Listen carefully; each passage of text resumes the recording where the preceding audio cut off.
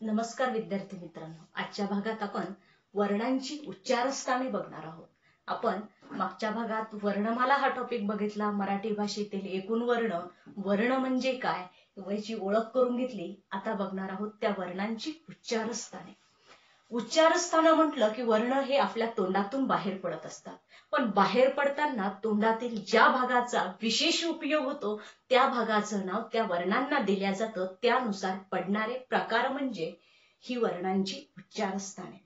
वर्ण बाहेर पडत असताना तोंडातून कधी जिभेचा स्पर्श टाळूला होतो, कधी जिभेचा स्पर्श दाताला होतो, कधी जिभेचा स्पर्श कंठाला होतो, तर कधी जिभेचा स्पर्श दोन ओठांना एकमेकांना होत असतो.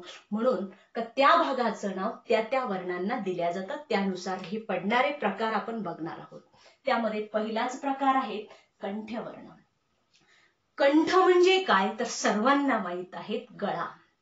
कंठ म्हणजे गळा. जे वर्ण आपल्या कंठातून बाहेर पडतात त्या वर्णांना कंठवर्ण असे म्हणतात. पण कंठातून बाहेर पडत असताना आपल्या जिभेचा स्पर्श हा कंठाला होतो. आता बऱ्याच वेळेला आपल्याला वाटतं आपला कंठ इथं आहे आणि जीभ तर आपली पुढे आहे, पण जिभेचा भाग हा बराच लांब आहे. जिभेचा मागील भाग हा वर उचलला जातो आणि कंठाला स्पर्श करून ज्या ज्या वर्णांचा उच्चार होतो त्या वर्णांना म्हणतात कंठवर्ण. मग याच्यात काय येतात तर दोन स्वर येतात. दोन स्वरांमध्ये अ आणि आ हे दोन स्वर येतात. तुम्ही उच्चाराने ठरवा, अ आ आणि ई. अ आ म्हटलं तर कंठातून बाहेर पडतात, पण ई म्हटलं तर कंठातून बाहेर पडत नाही. मग अ आ हे दोन स्वर कंठवर्ण आहे. त्याशिवाय क ख ग ख ङ हे जे काही कठोर, मृदू आणि अनुनासिक वर्ण आले हे 5, तर हे सुद्धा कंठवर्ण आहे. उच्चाराने ठरवा, क ख ग घ ङ असं म्हणायचं तर कंठातूनच ते बाहेर पडताय याची स्पष्ट जाणीव होते. त्याच्याशिवाय जो महाप्राण वर्ण आहे ह, हा सुद्धा कंठवर्ण आहे. आणि त्याच्याशिवाय एक स्वरादी यात आला आहा, हा सुद्धा कंठवर्ण म्हणून ओळखला गेलाय. अलीकडे यावरती प्रश्न विचारले गेले तर लक्षात ठेवायचंय, आहा हा वर्ण कोणत्या प्रकारचा आहे तर कंठवर्ण, कंठातून बाहेर पडणारे म्हणून कंठवर्ण असं लक्षात ठेवायचंय. दुसरा प्रकार आहे तालव्य वर्ण. आता ताल म्हणजे काय तर संस्कृत मध्ये आपण ज्याला टाळू म्हणतो त्याला ताल म्हणतात. मग ताल म्हणजे टाळू. टाळूला स्पर्श होऊन ज्या वर्णांचा उच्चार होतो त्या वर्णांना म्हणायचंय तालव्य वर्ण. पण टाळू म्हटलं की आपल्या टाळूचाही भाग बराच मोठा आहे. टाळूचा समोरचा भाग म्हणजे कठोर टाळू आणि टाळूचा मागचा भाग म्हणजे कोमल टाळू. पण ज्या वेळेस आपल्या जिभेचा स्पर्श कोमल टाळूला होतो आणि तेव्हा ज्या वर्णांचा उच्चार होतो त्या वर्णांना म्हणतात तालव्य वर्ण. तालव्य वर्णांमध्ये दोन स्वर येतात, ई. उच्चाराने ठरवा तुम्ही. जीभ आपली टाळूला स्पर्श करते, ई म्हणताना तेव्हा होतोय या दोन स्वरांचा उच्चार. आणि त्याशिवाय येतात च, छ, ज, झ, ञ, य आणि श. प्रत्येक वेळेला जिभेचा स्पर्श हा टाळूला होतोय आणि तेव्हाच उच्चारल्या जातंय, म्हणून या वर्णांना म्हणतात तालव्य वर्ण. हे दोन स्वर तर आले, पण या बाकीच्या वर्णांचा उच्चार मात्र यने युक्त होतोय. कशाने युक्त? यने युक्त होतो, म्हणून यांना तालव्य वर्ण म्हणायचंय. म्हणून ज्या वेळेस च, छ, ज, झ या वर्णांचा उच्चार यने युक्त होईल तेव्हाच त्यांना म्हणायचंय तालव्य वर्ण. आता यने युक्त उच्चार कसा होतोय तर हे आपण पुढे बघू. त्याशिवाय तिसरा प्रकार आहे दंत तालव्य वर्ण.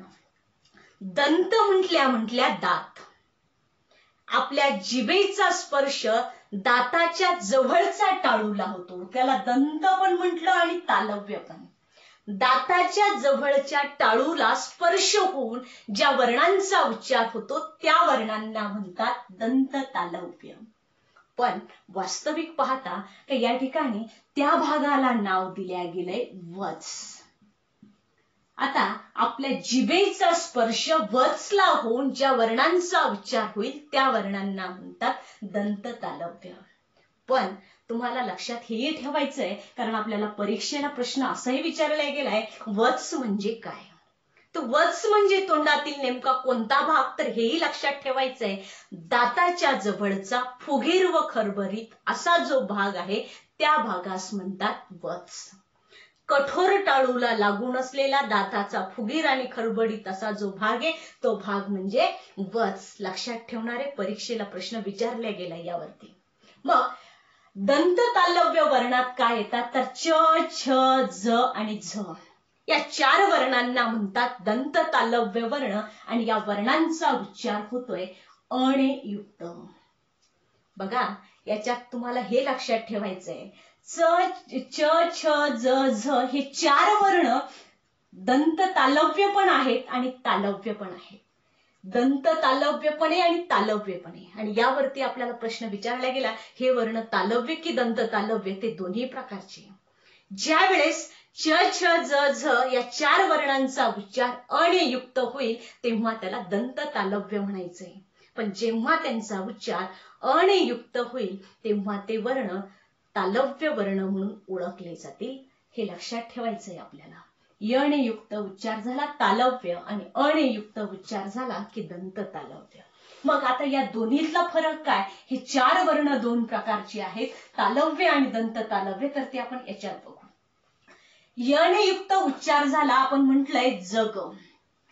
जग हा शब्द असा जर उच्चार केला तर तो इकडे जातो, पण जर म्हटलं जग, पण जग म्हणजे विश्वसृष्टी या अर्थाने वापरलं तर तो ठरतोय तालव्य वर्ण, कारण त्या ज चा उच्चार झालाय यणयुक्त. काय म्हटलंय, जग.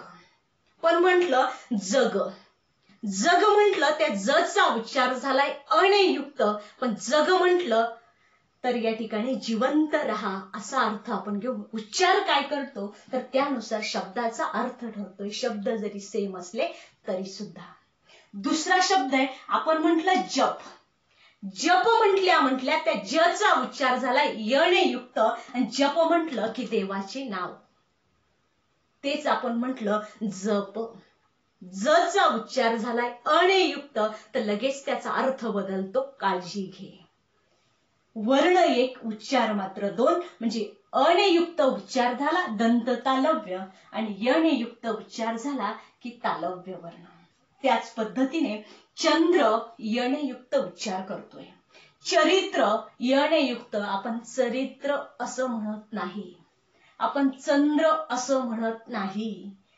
जन्म यणयुक्त उच्चार, छत्री यणयुक्त उच्चार. तर कुणी म्हणतं छत्री, कुणीही म्हणत नाही. त्याच्याशिवाय जय, जय आपण म्हणत नाही, जय म्हणतो.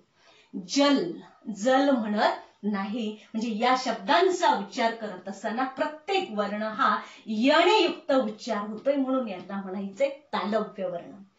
त्याच्याशिवाय बघा इकडे सुद्धा चमचा, झरा, जड, जड म्हणतो आपण, जड म्हणत नाही. जवळ, झाड, जावई, चारा.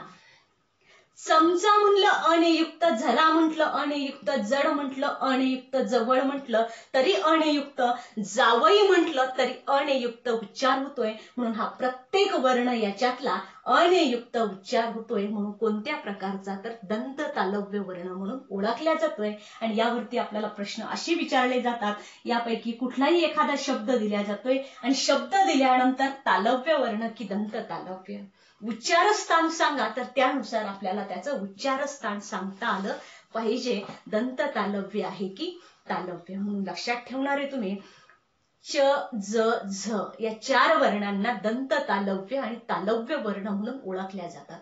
यणयुक्त उच्चार झाला तर तालव्य वर्ण म्हणणार आणि अणयुक्त झाला तर दंत तालव्य. पुढचा प्रकार आहे मूर्धन्य वर्ण. आता यासाठी मृधा म्हणजे काय तर हे तुम्हाला जाणून घ्यायचंय. मृधा म्हणजे तोंडातील नेमका कोणता भाग हे जाणून घेतलं की मूर्धन्य वर्ण आपल्याला कळतात. मृधा म्हणजे टाळूचा मधोमध भाग. कठोर टाळू आणि कोमल टाळू यांच्या मधल्या भागाला म्हणतात मृधा, म्हणजे टाळूचा मधोमध भाग.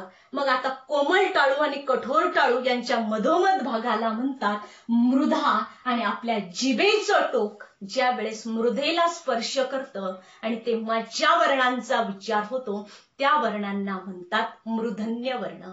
मग मूर्धन्य वर्णात येतो एक स्वर रू.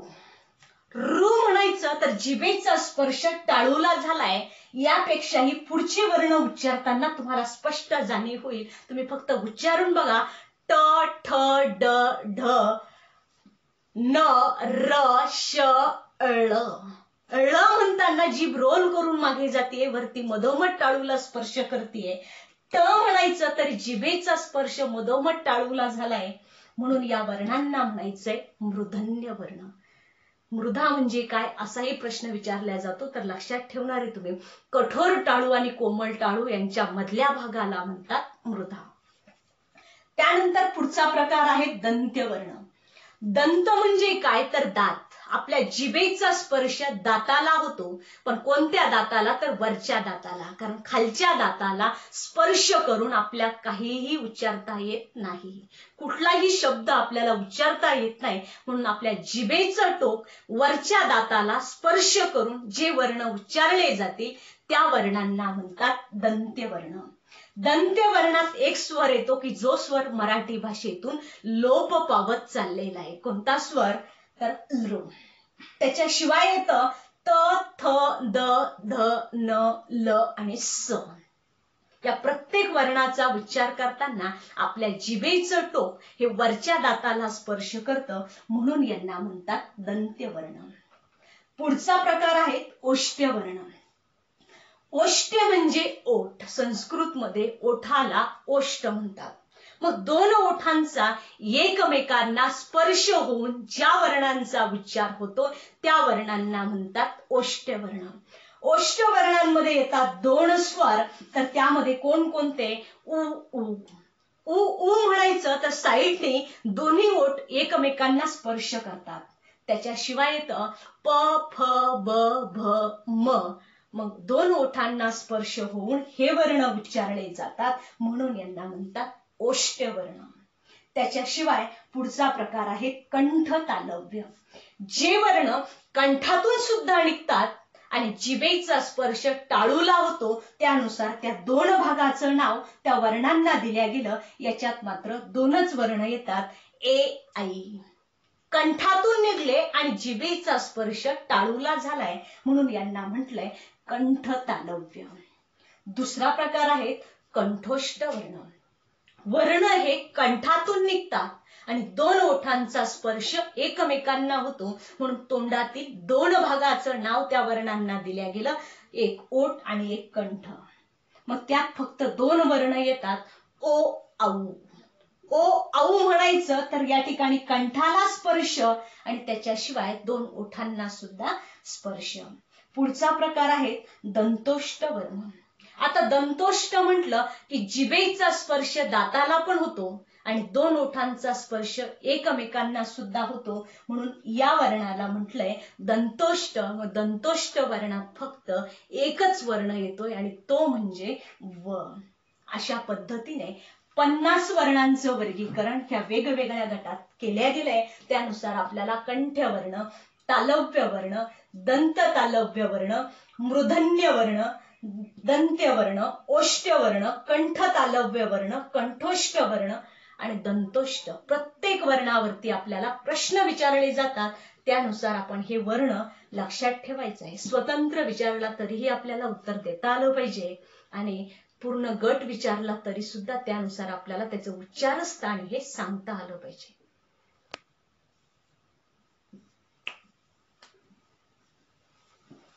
जोड अक्षरांचं लेखन वर्णमालेचाच घटक आहे स्वर.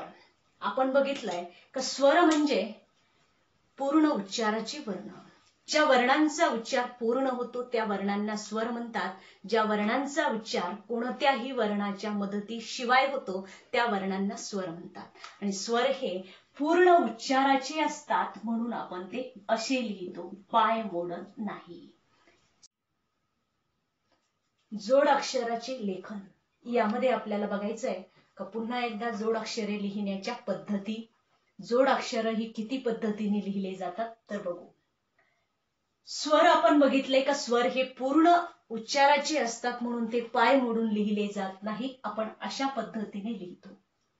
व्यंजन ही अपूर्ण उच्चाराची असतात, म्हणून ती पाय मोडून लिहिली जातात. त्यात सजातीय स्वर म्हटलं की एकाच उच्चारस्थानातून जे स्वर निघतात त्यांना म्हणतात सजातीय स्वर. मग अच्या उच्चारस्थानातून आ निघालाय, ही झाली सजातीय स्वरांची एक जोडी. ईच्या उच्चारस्थानातून ई निघाला, ही दुसरी जोडी. ओच्या उच्चारस्थानातून ऊ निघतो, म्हणजे ह्या सजातीय स्वरांच्या जोड्या. म्हणून सजातीय स्वरांची जोडी ओळखायला सांगितली तर आपल्याला ओळखता आली पाहिजे. जे स्वर एकाच उच्चारस्थानातून निघतात त्या स्वरांना म्हणतात सजातीय स्वर. त्याच्या विरुद्ध आपल्याला द्विजातीय स्वरांच्या जोड्या विचारल्या जातात. मग द्विजातीय स्वर कसे, तर भिन्न उच्चारस्थानातून निघणाऱ्या स्वरांना म्हणतात द्विजातीय स्वर. मग द्विजातीय स्वरांच्या जोड्या म्हटलं की अच्या पुढे ई येतो, ईच्या पुढे ऊ येतो, ऊच्या पुढे अ येईल, म्हणजे ही जोडी द्विजातीय, ही सुद्धा जोडी द्विजातीय. भिन्न उच्चारस्थानातून निघणाऱ्या स्वरांना द्विजातीय स्वर म्हणतात, तर एकाच उच्चारस्थानातून निघणाऱ्या स्वरांना सजातीय स्वर म्हणतात. त्यात आपण संयुक्त स्वर बघितले. संयुक्त स्वर दोन स्वर एकत्र येऊन तयार होतात. पण कसे स्वर एकत्र येतात, तर द्विजातीय स्वर एकत्र येऊन जे स्वर तयार होतात त्या स्वरांना म्हणतात की या ठिकाणी संयुक्त स्वर. दोन स्वर एकत्र आले, पण कसे आले, तर या ठिकाणी द्विजातीय स्वर एकत्र आले आणि कोणते स्वर तयार झाले, तर संयुक्त स्वर. जसा इथे ए तयार झालाय आणि इथे ओ तयार झालाय. ए कसा तयार झालाय, तर अ प्लस ई, आणि ओ कसा झालाय, तर अ प्लस ऊ. दोन स्वर एकत्र येऊन तयार झालेल्या स्वरांना संयुक्त स्वर म्हणतात, हे आपण बघितलंय. पण तुम्हाला हेही लक्षात ठेवायचंय, दोन स्वर एकत्र येतात, पण कसे येतात, तर द्विजातीय स्वर एकत्र येऊन तयार होणाऱ्या स्वरांना संयुक्त स्वर असे म्हणतात. त्यानंतर आपल्याला बघायचंय द्वित्त. आता द्वित्त म्हणजे काय, एकच व्यंजन दोन वेळा जोडल्या जाणं म्हणजे द्वित्त. मग एकच व्यंजन दोन वेळा जोडल्या जातं. या ठिकाणी आपण जर त ला त जोडला तर त तयार झालं, हे काय, तर हे द्वित्त आहे. त्याला आपल्याला संयुक्त व्यंजनही म्हणता येतंय. पण एकच व्यंजन जोडल्या गेलं म्हणून याला म्हणायचंय द्वित्त. प ला प जोडला, हे सुद्धा झालंय द्वित्त. संयुक्त व्यंजनही आपल्याला म्हणता येईल, पण एकच व्यंजन दोन वेळा जोडल्या गेलं म्हणून यास म्हणायचंय द्वित्त. म्हणून द्वित्त म्हणजे काय, तर हेही तुम्हाला लक्षात ठेवायचंय. त्याशिवाय संयुक्त व्यंजने. संयुक्त व्यंजन म्हटलं की दोन व्यंजन एकत्र येतात. जसं म प्लस ह बरोबर म, हे काय, तर हे एक संयुक्त व्यंजन आहे. त्याचबरोबर मी जर म्हटलं ग प्लस य बरोबर ग्य, हे काय, तर हे सुद्धा एक संयुक्त व्यंजन आहे. पाय मोडल्या जातोय म्हणजे व्यंजन आहे. पण कशी व्यंजन, तर संयुक्त. आणि का संयुक्त, तर इथे झालंय दोन दोन व्यंजनांचं एकत्रीकरण. पण या संयुक्त व्यंजनांच्या शेवटी जर का आपण एखादा स्वर टाकला तर काय तयार होतंय, तर हे जोडाक्षर तयार झालंय. संयुक्त व्यंजनाच्या शेवटी जर एक स्वर टाकल्या गेला तर हे झालंय जोडाक्षर. मग हे सुद्धा जोडाक्षर, हे सुद्धा जोडाक्षर. कारण इथे प्रथम दोन व्यंजन एकत्र आली आणि शेवटी त्यात टाकल्या गेलाय एक स्वर. मग जोडाक्षर होण्यासाठी काय पाहिजे, तर कमीत कमी दोन व्यंजनांचं एकत्रीकरण आणि शेवटी त्याच्यात असतो एक स्वर. व्याख्या करायची ठरली तर ज्या अक्षरात कमीत कमी सुरुवातीला दोन व्यंजन प्रथम एकत्र येतात आणि शेवटी त्यात एक स्वर मिसळतो त्यास म्हणतात जोडाक्षर. पण आपल्याला वर्णमालेनुसार आपल्याला विचारल्या जातं संयुक्त व्यंजने किती, तर संयुक्त व्यंजने ही दोन आहेत, क्ष आणि ज्ञ. ही संयुक्त व्यंजन म्हणून ओळखल्या जाते, संयुक्त व्यंजनांची जोडी म्हणून ओळखल्या जाते. पण यांची फोड विचारल्या जाते आपल्याला. मग क्षची फोड काय, तर क प्लस श प्लस अ. ज्ञची फोड काय, तर द प्लस न प्लस य प्लस अ. ही फोड आणि ही संयुक्त व्यंजन म्हणून ओळखल्या गेली. पण त्याशिवाय यांची ओळख एक जोडाक्षर म्हणूनही आहे. कारण याच्यात सुद्धा कधी 2 व्यंजन एकत्र आली तर कधी 3 व्यंजन एकत्र आली आणि शेवटी त्याच्यात आलाय एक स्वर, म्हणून यांना जोडाक्षर असंही म्हणता येईल, यांना संयुक्त व्यंजने असेही म्हणतात. मग जोडाक्षर लक्षात ठेवणारे तुम्ही ज्या अक्षरात कमीत कमी 2 किंवा 2 पेक्षा अधिक व्यंजने प्रथम एकत्र येतात आणि शेवटी त्यात एक स्वर मिसळतो त्यास म्हणतात जोडाक्षर. त्याचबरोबर आपल्याला बघायचंय अक्षर. अक्षर म्हटलं की त्यांचा पाय मोडलेला नसतो. मग अक्षर कसं तयार होतंय, आता या ठिकाणी मी जर म्हटलं क आणि क मध्ये अ टाकला तर तयार झालाय क. हा जो वर्ण या ठिकाणी मी लिहिलाय की या ठिकाणी हे एक अक्षर आहे. अक्षर कसं तयार झालं तर व्यंजन प्लस स्वर. व्यंजन प्लस स्वर एकत्र आला जो तयार झालंय ते काय तर ते अक्षर. म्हणून लक्षात ठेवणारे तुम्ही अक्षर कसं बनतं, अक्षर म्हणजे काय. मग आता या सूत्रानुसार तुम्हाला लक्षात ठेवायचंय स्वर प्लस स्वर संयुक्त स्वर, म्हणजे 2 स्वर एकत्र आले संयुक्त स्वर तयार झालाय. त्यानंतर व्यंजन प्लस स्वर. कुठल्याही व्यंजनात जर आपण स्वर टाकला तर काय बनतंय तर अक्षर बनतंय.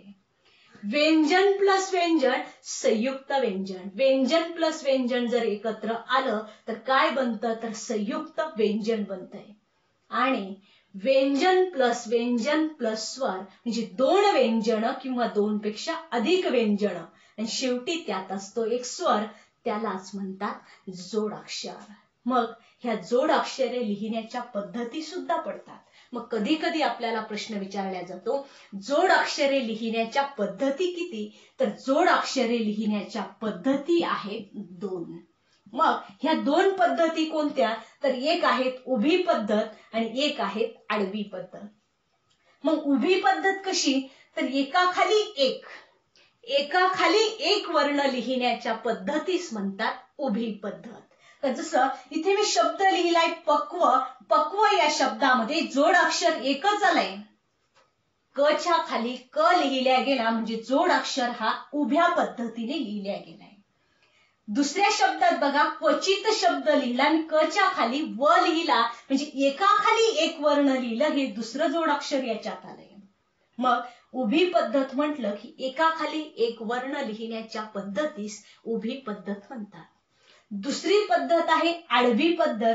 आडव्या पद्धतीला एकापुढे एक वर्ण लिहिण्याच्या पद्धतीस आडवी पद्धत म्हणतात. ते शब्द मी पुन्हा रिपीट केले. पक्व म्हटलं क च्या पुढे व आलाय आणि क्वचित म्हटलं क च्या पुढे व आलाय, म्हणजे ह्या आडव्या पद्धतीने लिहिली गेली ही उभ्या पद्धतीने.